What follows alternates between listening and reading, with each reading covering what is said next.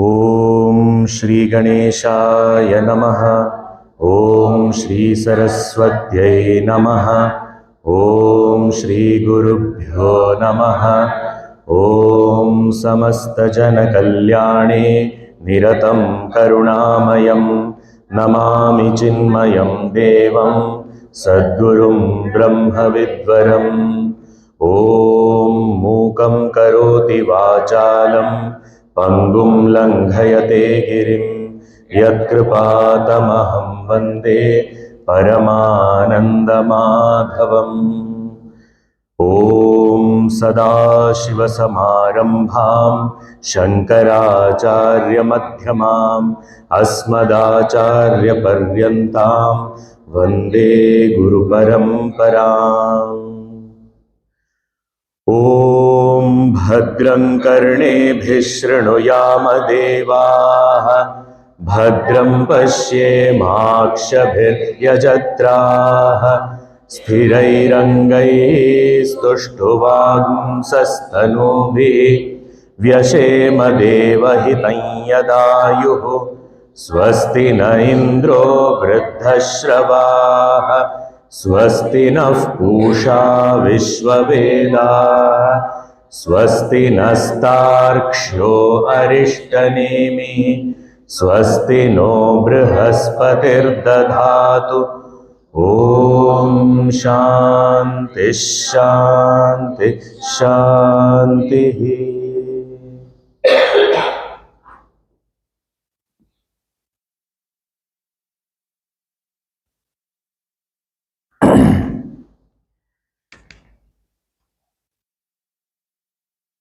The second section of Mundakopanishad, which is talking about the various rituals and eventually its limitations. These rituals, when they are performed as promised in the scriptures, the results are obtained. But when one examines these results closely and also the effort that goes into achieving those, attaining those realms as the results of these actions, we really start doubting whether it is worth all this effort. In another place, Bhagavan Shankaracharya ji has said that whatever we want to achieve, we have to put in effort. So effort is common, whatever we want to achieve. But the achievement or the result of that action, if it is limited, then some limited effort is put, limited result is gained. That is one case. But if the same effort is put, but if the result obtained is unlimited, infinite, then what that would be? So here, the point here is efforts have to be put and so many rules have to be followed, and at the end of it, what do we get? We get some realm as promised, no doubt about it. And we get very good royal treatment. Those apsaras, divine damsels, offer flowers, royal treatment. And then get to stay there for how long? Till that karma phala gets exhausted. After that, we are sent back unceremoniously. It is not that with that royal treatment only they'll send a car that please, we will send you a chariot, golden chariot, you see, be seated and go back. No, one push out. Check-in is very royal. Check-out is just one push over. Why? Because we have to make space for the next person to come. So here, whatever we may strive for, we may put in effort, and the promised results also, they sound glorious, they may feel glorious also, but at the end of it, it is always coming back. When we go out for a vacation, just for some travels during the holidays, we go out, but nowhere in any of our destinations we can stay forever. It is only wherever we go, we have to come back home. And that's when, now we are back. So here, this is where we started in the rituals. We come back there only to perform more rituals, to get more results. This is all cycle going on. So that is why he is saying that it is as though a blind led by blind. These people who are considering rituals to be the supreme, that's how they live. And now, in the 10th verse, concluding this whole topic on the rituals and those people who consider rituals to be the supreme, is saying, the Rishi is saying, Ishtapurtam manyamana varishtham Nanyachreyo vedayante pramudhaha Nakasya prishthe te sukritenu bhutva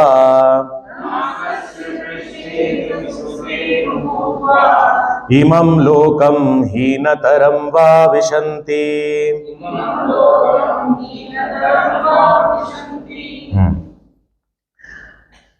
Now what kind of karmas, what kind of rituals? Because sometimes we may not be Agnihotra and all these things, or 16 priests and the householder and his wife and 18 people performing the thing. All these kinds of descriptions, now we feel that it is all, those days people were doing. Now who is doing all these things? So we don't fall in this category. That is why, to clarify, that it is not just those Vedic rituals where you light a fire and sit around it and do swaha and offer something. It's not just that. That also is included in this. So he's saying Ishta. Ishta means those yajnas that are performed, the ritualistic fire sacrifice. So Ishta is one part, which we have talked about in this section itself. And the other part, other type of karma is Purtam. Purtam means all those actions which are social welfare actions, charitable actions. Means you build a school, you dig a well.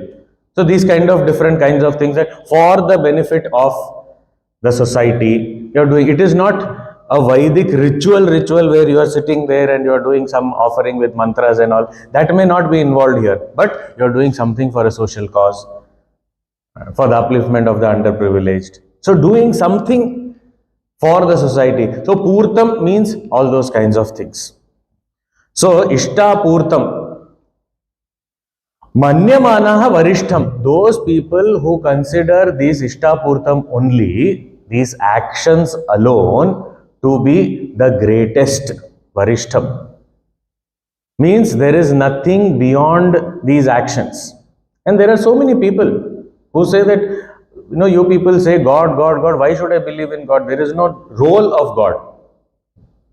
What role of God? Generally people say that, God gives us the fruits of our actions. Now, I am performing action and as a result I am getting the fruit. Now, where is God in this? There is no need.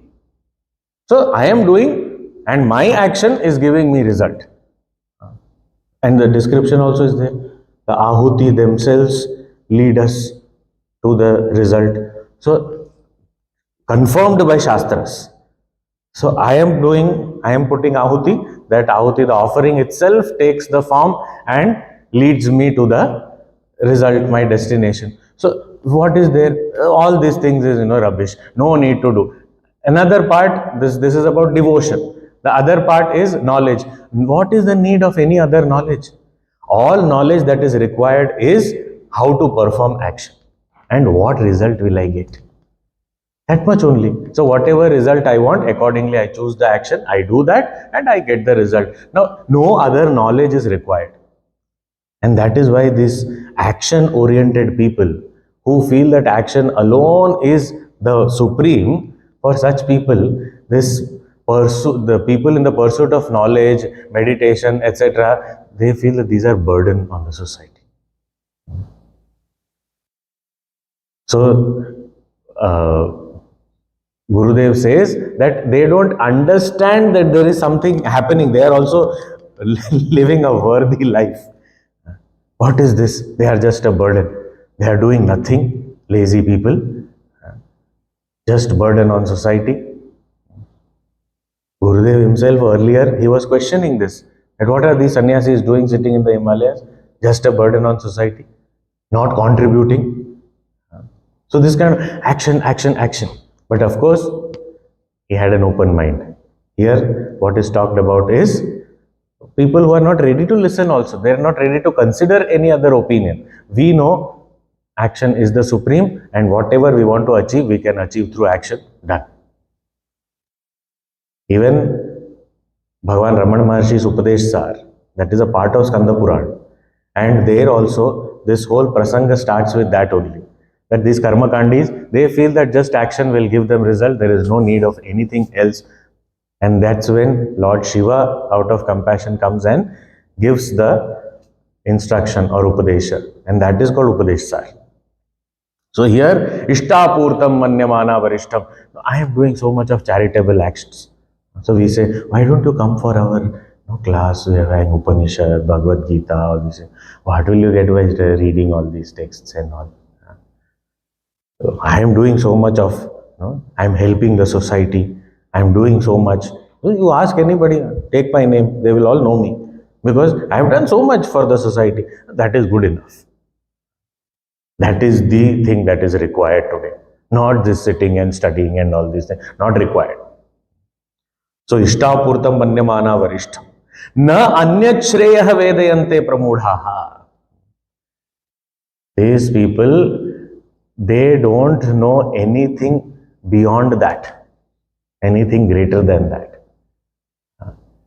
Pramudhaha, here Shankaracharya says that they are so attached to their son and family and wealth and all these things. They are so attached that they don't think beyond this. I have a son, I have to provide him something, so therefore I have to act, I have to get whatever, and I have to provide. I have a family, I have to provide for the family. I have to do something for it. So only that much. There is no thinking beyond this. Pramudha. Na anyat shreyaha. So they don't have any idea about any knowledge as such. Not interested. Now the important point is something like this. Now we study that these people who are after karma, they don't have any regard for knowledge, or they don't even consider knowledge worthy and everything. Such a camp exists in the other side also, other extreme, where we are all Jnana margis, knowledge people. What this karma and all this all the time sitting and what is a meaningless thing? Study the Upanishad. That is what is required. All these actions are useless. Forget it. All this, that extreme is also there. So we have to beware. See, that is why this section only starts with Tad etat satyam tam acharatha niyatam. So all these actions, one has to perform, go through it and grow through it. This is very important. And grow out of it and go to the next step. So it is not that this is useless. The lower rungs of the ladder don't become redundant once we have climbed the terrace, because there are others also coming. So if others want to come to the terrace, they have to use the same ladder, and the lower rungs are as important as the higher ones. So we cannot dismiss off the importance of rituals. However, they are having their limitations. Just to understand them. Here, this other extreme is only rituals, nothing else. So both these extremes, we should beware, because both are not going to help us reach anywhere. So it is like, if we have a ladder and I have to go onto the roof. No, I need a ladder of a particular height. Now, lower half of the ladder, I just cut and say this is not required. Means the rituals and all not required. I will. Where do you want to roof? For roof, the higher rungs are important. So lower, take out. Just that ladder is hanging from there. How will you reach the higher rungs? For that, the lower are required. And the other camp is the higher rungs are not required. We will live a happy life here. So lower rungs, lower half of the ladder never can reach out to the roof. So this much you go, come back. Enough. So here the extreme view of there is nothing beyond this, only actions and their results, and we go, we enjoy, come back, that's all. And that is happening in cycles again and again, again and again, again and again. For how long? When will we stop to think, and am I getting into a rut? So here, na anyachreyaha vedayante pramodhaha nakasya prishte te sukrite anubhutva, and such people, they go nakasya prishte. Naka, in Hindi, nak means nose. Oh, so they go to the nose. Naka means, kam means sukham. Kam means sukham, means happiness, bliss. Akam means there is no happiness. Na akam means there is no happiness. Means there is no sorrow. So that place where there is no sorrow, that is here. Nakam means that is heavens, Swarga. So here Gurudev has very beautifully explained. Here the word Nakam being used in this mantra also is very significant. Because the Swarga Loka or the heavens are not promising any positive joy. They are not promising anything positively that you will be happy. It is only saying there will not be any unhappiness. But you will be happy is not promised in Swarga. There won't be any struggles and all. In Kathopanishad, Nachiketa is an 8-year-old boy. He is telling Yamaraj only that in Swarga there is no death, there is no old age. So there are no problems that are there here. So the struggles of this level of experience are not there. But the problems of that place will be there. Because many people say, no, this country has so many difficulties, I'll go to another country. This country's problems will not be there in that country, but that country's problems are waiting for us. So it is not going to help just by changing the place. So here also, Naka means place where there is no absence of happiness, means there is no sorrow, that's all. So it is not promising that you will be happy.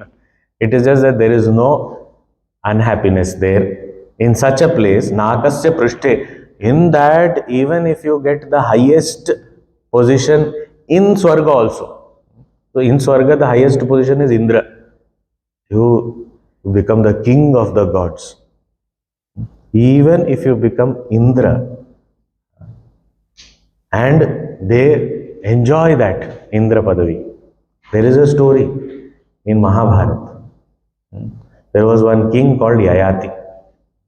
He had done a lot of good deeds, all these prescribed Ishtapurtam, everything he had done.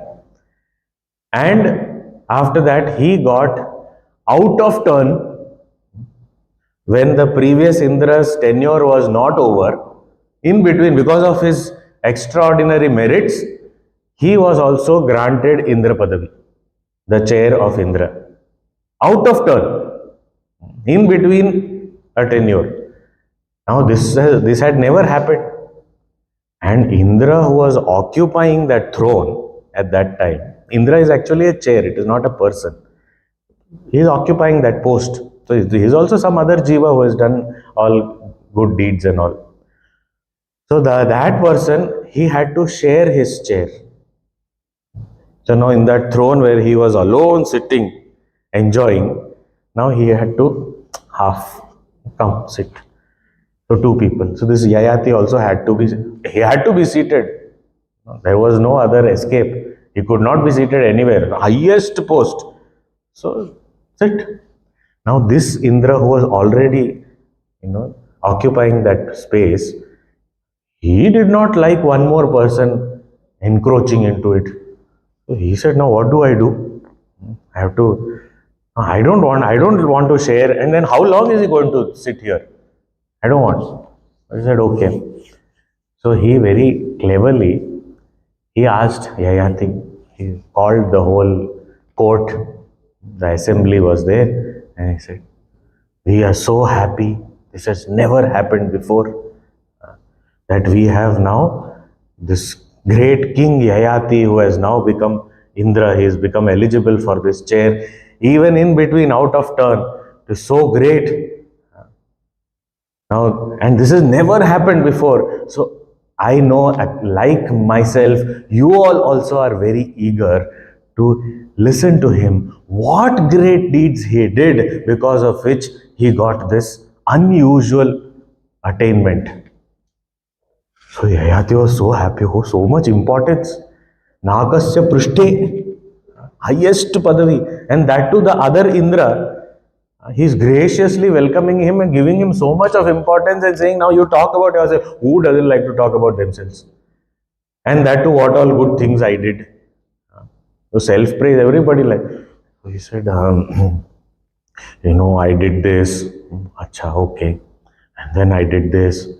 Now this Indra, he had a meter, punya meter. All the merits. It was a meter. So till that merits last, you can stay there. But the point about this meritorious deeds is, if you speak about it to an assembly or to anybody, your merit is gone. That effect is gone. So now he was watching the meter. A little bit slowly it is coming down. So he said, no, say something. It only this much would not have earned you, this. It is not possible. We can't believe. What else did you do? We are so inspired. We are so inspired. Some more you say, some more you say. So he got carried away and went on talking. All the punya coming down. Ultimately, it was just nearing zero. He said, that's all, king. I'm sure there must be something else also. We are so inspired. Don't leave us hungry like this. Oh yeah, one more thing I remembered. I did this also. Over. Immediately that Indra pushed him out of the throne, straight down into Bhuloka. Immediately pushed, unceremoniously. Over. Your job is done. Now I can enjoy my throne. Nakasya Prishte, highest. That is why no happiness there also. Because you can't share. If you are happy, you are charitable. If you are happy, you are generous. That's what we all have experienced. When we are happy, then automatically, the Gurudev used to say, when there is joy in the heart, then the purse opens. You give, you share, that happens. Here he is not able to share means what? It is only, you get all pleasures, but there is no promise of you will be happy. There will be insecurity, there will be fear, there will be competition, there will be jealousy, there will be all these negativities will be there. And it is there, so many stories we have heard. So after going there also, all this is going to be there. Because after all, our own mind only. We are not leaving the mind. You are saying Sukrite. Sukrite means a special body is also granted to us. Because we can't go with this gross body. So a special body is granted to us and we go, but the same mind goes there. So the same insecure, fearful mind goes there. There also it is the same. So the ones who consider this to be the supreme and do not know of anything beyond it, means they don't know of knowledge, etc. Such people, they go to the highest position of these heavens, and in that special body granted to them, they experience all the promised joys, anubhutva. And then after that, what happens? Imam lokam hinataram va vishanti. This is a very important thing that we sometimes take for granted. It is very clearly said, we may be born back as a human being, but there is no guarantee. Hina taramba means we can become some plant or animal or insect, anything. Hina taram means even a lower. Or there can be also directly shuttle service from heaven to direct hell also. Because some actions you can't fulfill the results in heaven, there it is not available. For heaven you can't give unhappiness, but there is something that unhappiness also has to be given. So, direct, shifted to Naraka, from Swarga directly to Naraka. You experience that also. Then further, some birth, and that birth not necessarily human birth. The point is, what is the loss? We are gaining, okay, Swarga and all these things. But after gaining, will we come back to where we had left, and can we continue? We don't know when we will get back here. We may have to go to something even lower level of evolution, where we are not able to exercise our choices, we are not able to live a life independently. So I may become a bird, I may become an insect, I may become a tree, whatever, it is possible. Heenataram bhavishanti. So after gaining that, let us say we go to some vacation, some place, and when we come back, we can't guarantee you will be coming to the same house where you left from. Why? That may be allocated to somebody else. So, some slums you may have to live also. We don't know. If that is the condition, will we go? No, we don't want to go anywhere. It is not to scare anybody, but the point is, this is how it works. So we cannot have the guarantee of coming back to the same place from where we left. It can be something worse also. So we gained, we enjoyed, yes, but what is that after that? Because enjoyment is not the end. After that again. So having experienced all these pleasures, come back to that or a worse condition. This happens, we usually recognize these kind of things in others more than ourselves.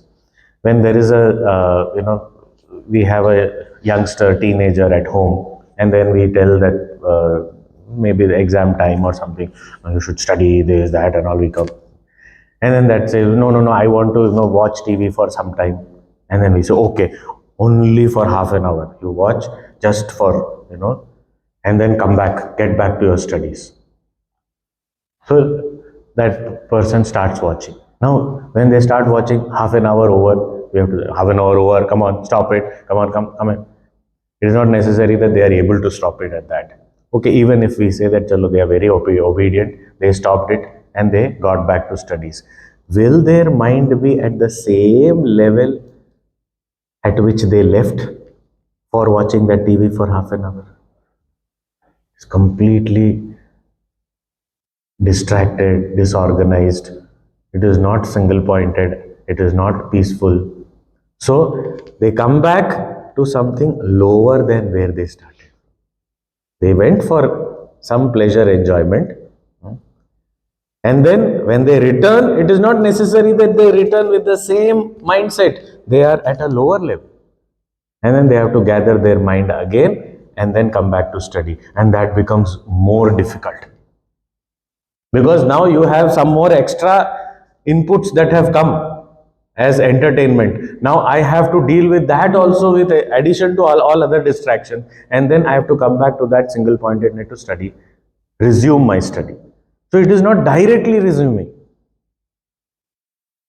So same way here also, we go there to enjoy everything, okay, fine. But when we come back, it is not the same place that we begin with, even if it is human birth.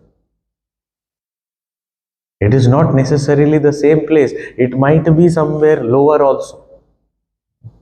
I may have struggles. So many incidents happen. Went to some foreign country for just a vacation. They lost their wealth, they lost their passport, everything gone. Now, they went for pleasure. But what happened? They had to spend time in the police station there, get things done. Okay, so the whole vacation, they were only getting their passport back, arranging for all those things. Okay, and then wow, when they come back, all the wealth is gone. Now, are they coming back to the same status as they left? No, it is worse. So, imam lokam heenataram vavishanti. Come back to the same place or to something worse. So this is the condition. So it is not that you will lose so much of time and energy and all, and then you have to get back and start from where you left. No, here it is saying it is not that you get back to start from where you left, you will get back to something worse than where you left. Oh. So, okay, I understood. I will not be a pramudha. Now, then what should I do? What kind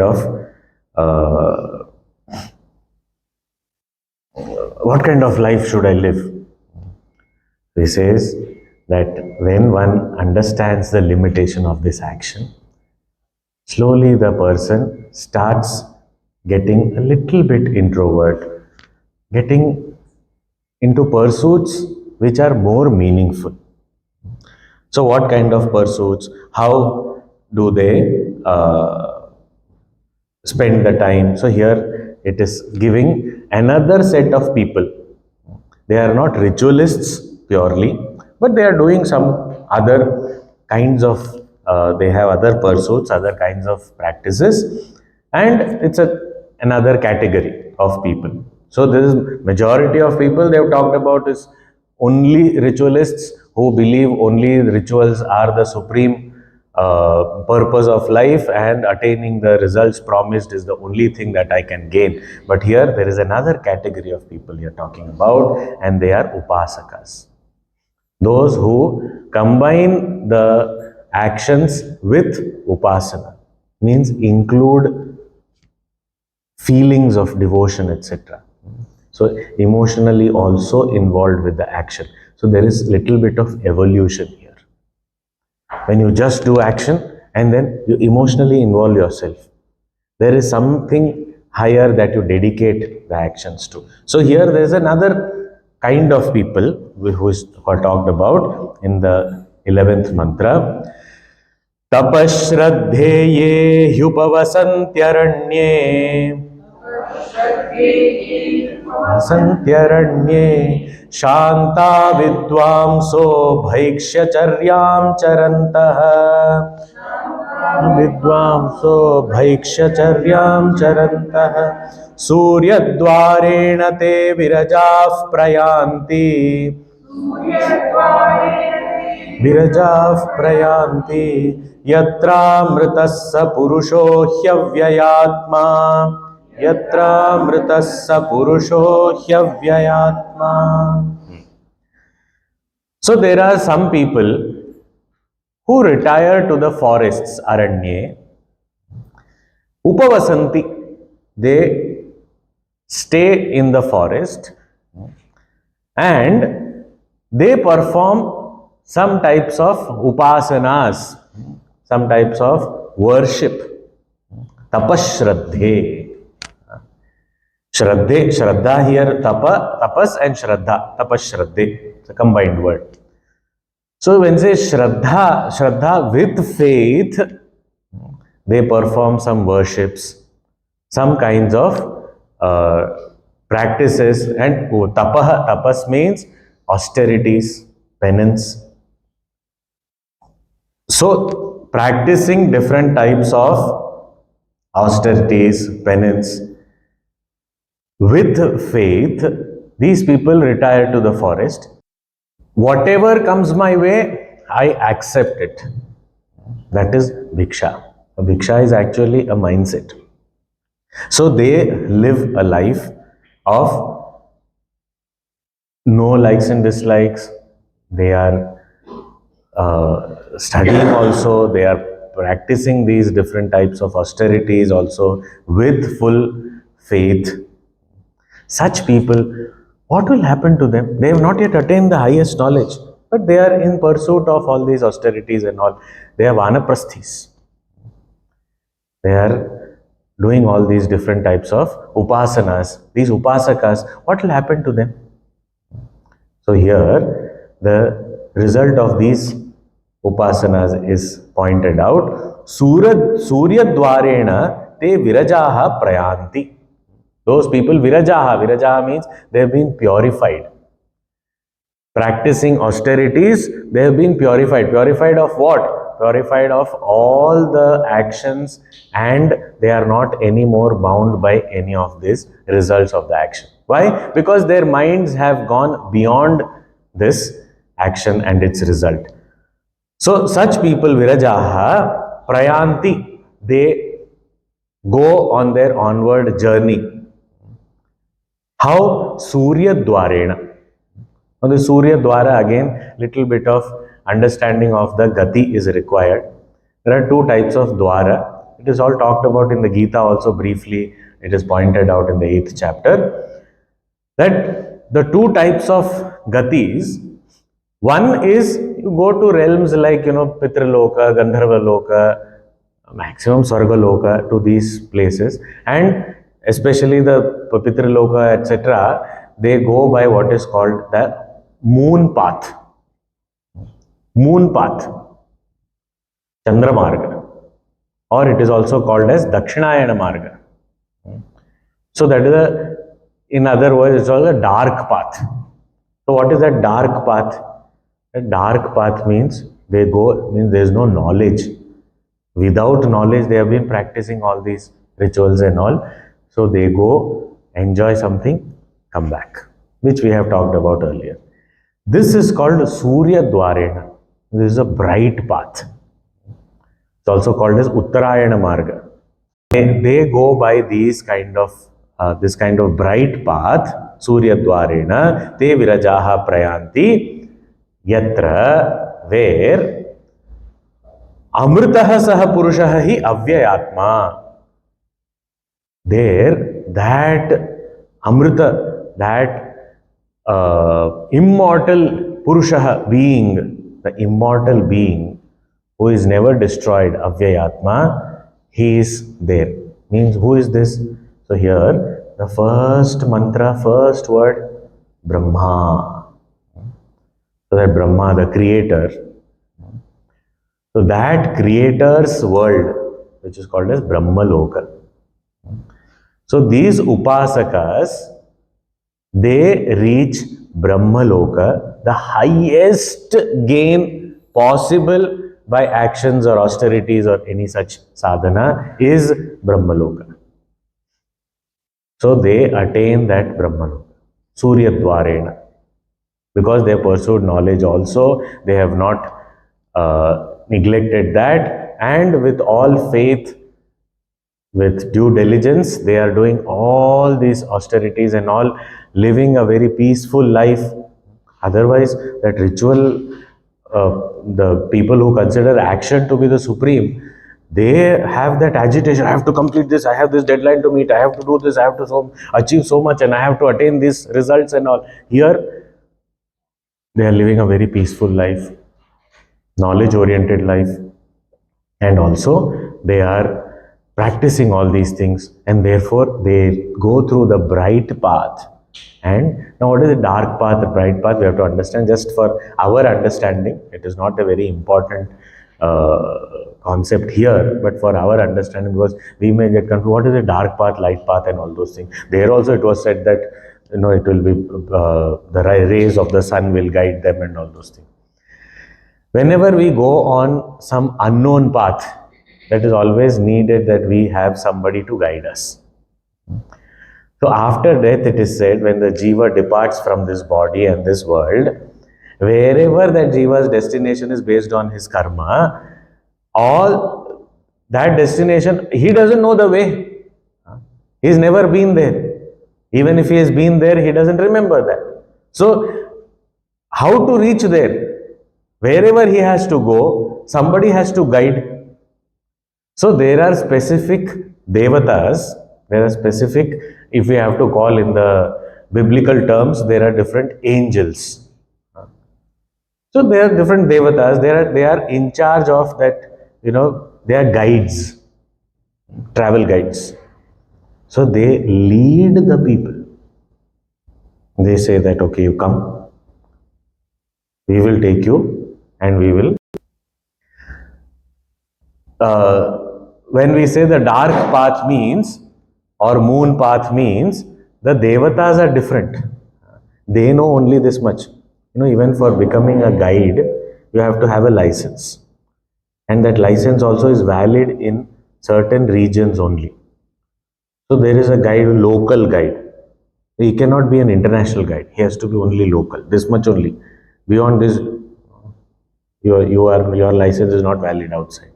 Some people have greater validity. So this whole region, we can be guides. So that is more. So then those people will not get into this local guide business. They'll say, these local, you can get these people. We do bigger work. And there are some who are global. Any area. So their license is valid throughout in all countries, everywhere. So international guides. So here these are intergalactic guides. So they can take you to different galaxies, different lokas. So these devatas, so the moon path devatas, the guides, they have their area, they'll take you to Pitraloka, come back, that much only. But if you have to go to Brahmaloka, etc., you need that kind of guides with that license who can go up to there. So you have to take the Surya Dwara, means according to your sadhana and karma, you will get that kind of guide who will drop you where you have to go. So that is the sun path and moon path, etc. So here, Surya Dwarena te virajaha prayanti, and they reach the place where that immortal being lives, that is Brahmaloka, the realm of the creator. And it is said, after reaching there, Gurudev is also mentioned here, that once this jiva reaches Brahmaloka, he is there, he is already used to that sattvic type of life. So there also he is living that life, he is enjoying himself, no sorrow, no difficulty, no struggle, nothing. And at the end of the cycle of creation, Brahmaji calls all the creator calls all the jivas who have gathered there. We will gather at different times. So all of them are called. And then Brahmaji takes Upanishad class. He teaches the same Upanishad. And they are all liberated. So this is called, you go to that place, stay for some time, and then liberated. This is called Krama Mukti. Step by step Mukti. Krama Mukti. So they have not attained that highest knowledge here, but in Brahmaloka, Brahmaji himself, the creator himself will impart that knowledge, and with that knowledge, all the jivas who are eligible, because everybody who goes to Brahmaloka need not be liberated. There are some jivas who go to Brahmaloka, but they are not allowed in the Vedanta class. They say, no, you have not studied Prakarana Grantha. Did you do Tattvabodha and all in the Bhuloka? No, you didn't do. Okay, so no, not allowed. You study that first. Next course you come.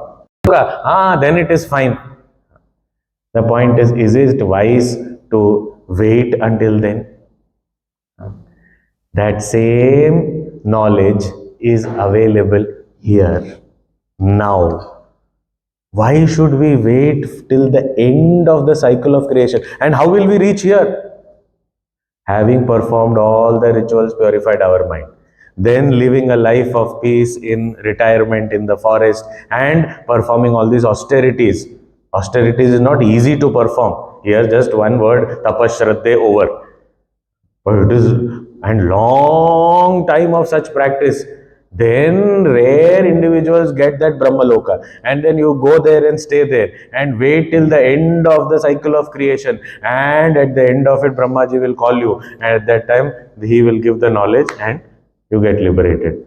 Not such a long process, so much of effort, and in Brahmaloka also you can't keep sleeping. Okay, Brahmaji, wake me up when you are going to take the class, I will come. And like that sleeping person, even if you go and sit in the class, you will sleep in the class. So there also you will fail and you will have to come back. So not fit for Vedanta course in Brahmaloka. Go back. Do it in Sandipani only. Because here the conditions are more conducive.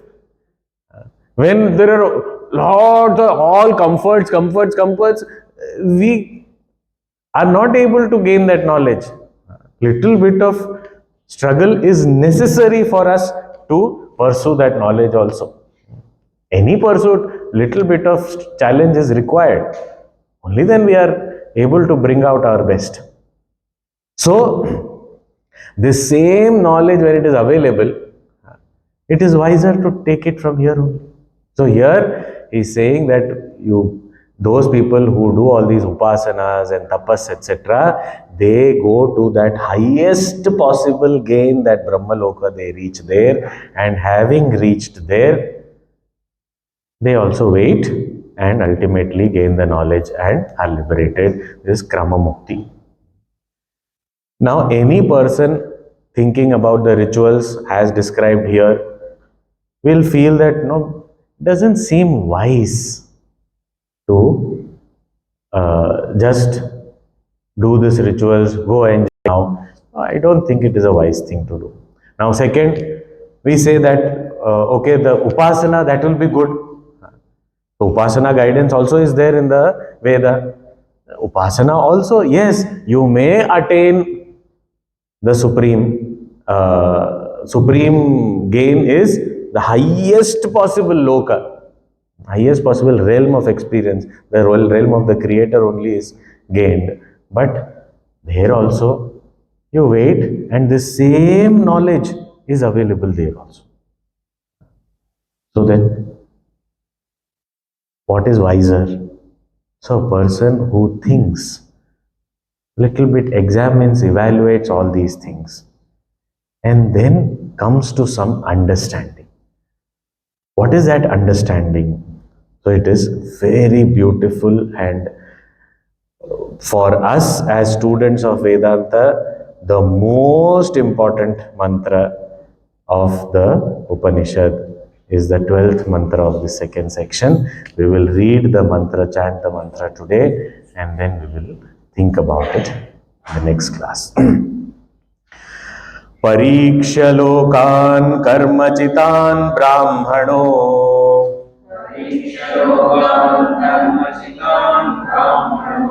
nirvedamayan nastya kritah kritena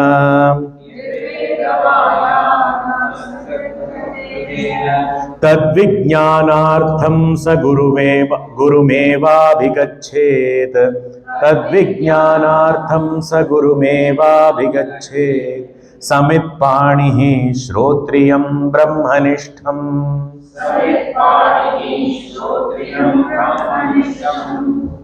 So we'll think about this in the next class, and if possible, this mantra, if we can memorize, it will be very good. We can try and memorize this. It will happen. We will keep chanting. If we chant every day, it will be memorized. Om Purnamadah Purnamidam Purnat Purnamudachyate Purnasya Purnamadaya Purnameva Vashishyate. Om Shanti Shanti Shanti. Hari Om. Shri Gurubhyo Namaha. Hari Om.